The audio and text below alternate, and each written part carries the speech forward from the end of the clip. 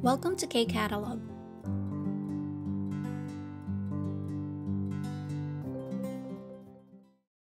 Level 3, Unit 15, Textbook, page 190 to 192 yung didiscuss natin. So, Unit 15, 고민과 상담. 고민, it means concerns or worries, and 상담, consultation. So, yung title ng Unit 15 natin, Concerns and Consultation, or pwede ding Worries and Consultation. So, dito, ito yung page 191 natin. So, may tatlong situation dito. And ang question for each, 이 사람은 무슨 문제가 있어요? So, yung mga tao na yan, ano yung kanilang problem? And another question, 여러분은 힘들 때 누구와 이야기해요? So, kapag ikaw daw ay nahihirapan, okay, so may pinagdadaanan ka, kanino ka nagsasabi? Okay, so let's go to page 192 for our vocabulary. So, yung question number 1, 여러분은 요즘 고민이 있어요? Are you having any worries or concerns these days? Meron ka bang mga inaalala? Okay, sa mga nagdadaang araw or sa nowadays. 어떤 고민인지 이야기해보세요. So, discuss down or pag-usapan kung ano yung worries na yon. Okay, so dito, yung una, so pag ganito tayo, left to right. 인간관계 문제. So, again, 인간관계, interpersonal relationship, no, yung pakikitungo sa iba. So, issues with interpersonal relationship. So, ano-ano yung mga pwedeng issue or worries? 주변 사람들과 가까워지기 어렵다. So, you're having difficulty getting closer to people around you. So, nahihirapan ka na mapalapit, okay, sa mga tao na nakapaligid sa'yo. And then, another one, 동료들과 성격이 안 맞는다. So, again, 동료. Ibig sabihin yung katrabaho, no? So, colleagues, 동료들. So, hindi daw match yung inyong mga personality. Okay? So, ikaw, iba yung personality mo dun sa mga katrabaho mo. So, nahirapan talaga na makitungo. Next, we have 한국 생활 문제. So, problem or issue sa buhay sa Korea. Pagtira sa Korea. So, yung una, 국적 취득이 힘들다. So, difficult to acquire nationality. Again, 국적 취득, to acquire nationality. So, you're having difficulty with that. Next, 한국어 실력이 제자리 걸음이다. So, yung iyong Korean language skills seems like standing still. So, pag sabing 제자리 걸음, standing still, or hindi ka nagmo-move forward. Okay, so parang hindi nag-grow yung iyong Korean language skill, na-stuck siya, no? And then, 육아 문제. So, 육아, parenting. So, ano naman yung mga problems or issues pagdating sa parenting? 육아, parenting. So, 직장과 육아를 병행하기 힘들다. It's difficult to balance yung work and childcare. So, kung halimbawa, ikaw ay working mom, yan, no? So, yung pagtatrabaho at pagpapalaki ng anak or pag-aalaga ng anak ay mahirap, yan, 힘들다, mahirap na ibalanse, no? Another one, 학부모 모임에 참여하기 두렵다. So, 두렵다, ibig sabihin afraid. Takot ka na mag-attend. 참여하기, from the word 참여하다, no, to attend, ng mga parent-teacher meeting. So, 학부모 모임, parent-teacher meeting.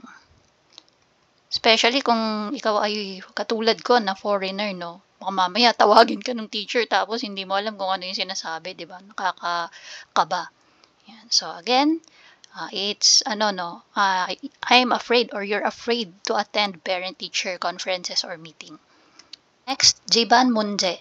So, 집안 means yung family, no? Within the family. Ano yung issue or problem that may occur within the family? We have 고부간의 갈등이 있다. 고부간, ibig sabihin is yung relationship between mother-in-law and daughter-in-law. So, ibig sabihin, meron kayong hindi pagkakasundo or conflict. So, 갈등, conflict. Another one, 부부싸움을 자주 한다. So, ito, no, yung mga away mag-asawa. So, madalas daw na may away mag-asawa. Next, 건강 문제, health issues. Yung una, 이유 없이 자주 우울하다. So, without any reason, madalas ka na feeling down or depressed. Okay, so feeling depressed with no reason. So, often, 자주. Often or madalas. Another one, 만성 피로와 불면증이 있다. 만성 피로. Ibig sabihin po niyan is chronic fatigue, matinding pagod, no? And 불면증, so this one is insomnia. So meron ka nitong dalawa na to. Okay? And then we have 진로, 취업, 문제. So 진로, career. And then 취업, yung iyong employment. So ano yung mga pwedeng issues? So, yung una, 진로가 불투명하다. Pag sinabing 불투명하다, unclear, hindi malinaw. Ang alin? Yung path mo, no? Or career path. 진로가 불투명하다. So, ano nang mangyayari sa, hinaharap or sa future when it comes to your career? Unclear. Okay? Hindi siya malinaw. Another one, 퇴직과 이직을 되풀이하고 있다. So, yung 퇴직, ibig sabihin po niyan is yung resignation. Okay, sometimes it means resign, to resign, or sometimes to retire. So in this case, resignation yung gusto niyang sabihin. Resignation and ijik. Ijik is to change job or to move to a different job. Palit ka ng trabaho, no? Tapos yung 되풀이하고 있다, ibig sabihin niyan is paulit-ulit. Okay? So, ang gusto niyang sabihin dito sa second one, repeatedly happening yung resignation and paglipat mo ng trabaho. We have 경제 문제. 경제 means economy. So, 경제 문제 means economic issues. So, ano yung mga merong issues na pwede? So, yung una, 수입이 일정하지 않다. 일정하지 않다, not constant. Ang alin? Yung iyong suwip, income, or kita. So, pwedeng ngayon may trabaho ka, bukas wala. O kaya itong buwan na to, may trabaho ka, tapos may project, and then the next month, wala. So, ganun, no? Inconsistent or not constant yung iyong kita. Then another one, 재테크 및 돈 관리가 어렵다. So, difficult daw to manage yung investment and money. Okay, so, next one, number 2 tayo. 여러분은 고민이 있을 때 어떻게 해요? So, kapag meron ka daw concerns or worries, paano ang ginagawa mo? So, dito meron tayong tatlong category, no? 고민, so ito yung ating mga worries and concerns. 상담, consultation, and then 고민 해결. So, ano yung paraan kung paano mo i-overcome or solve yung iyong mga worries? Okay, so again, sulat ko dito, no? Worries, consultation, and then 고민 해결. So, solve, 해결, and then 고민, your worries. Check natin yung mga words. So, una, 머리가 복잡하다. So, ito yung mga worries. So, yung 복잡하다, ibig sabihin magulo yung iyong isipan. Dami mo kasing iniisip, no? Okay, so next one, 신경이 쓰이다. So, 신경이 쓰이다, parang, paano ba yung Tagalog term dito? Yung you're minding too much or you're overthinking, pwedeng ganon, no?